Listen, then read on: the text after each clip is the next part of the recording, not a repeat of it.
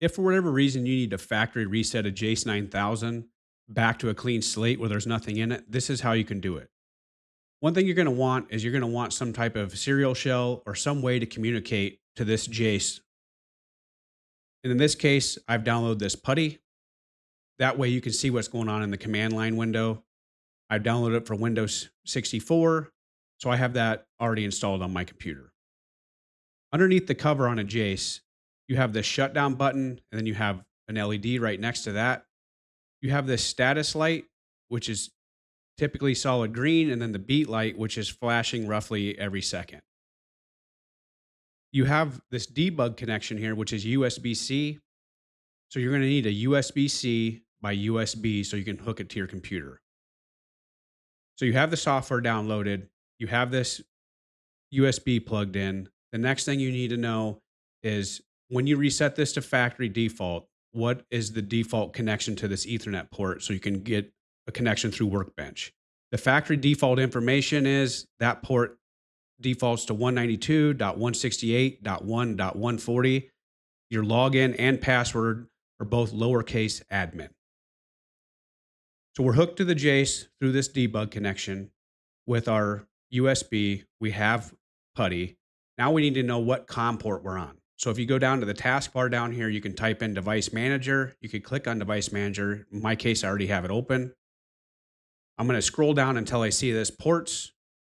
And then underneath the ports, you can see here that I'm on COM3. So now I open up the PuTTY software and I go down to this serial connection here underneath the connections.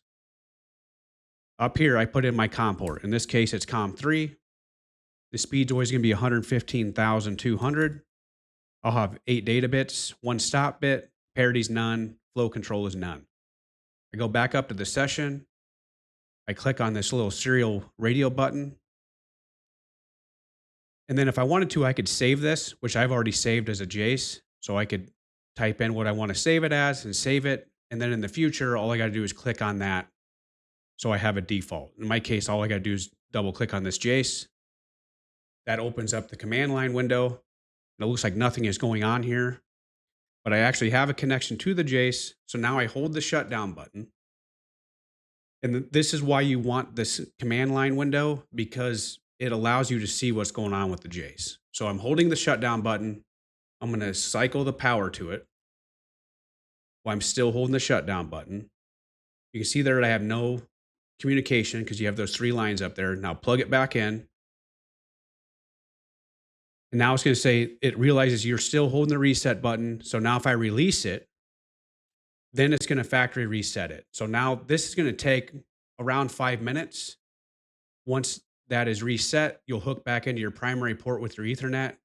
You'll establish a connection through Workbench on the default 192.168.1.140, and then it should be factory reset.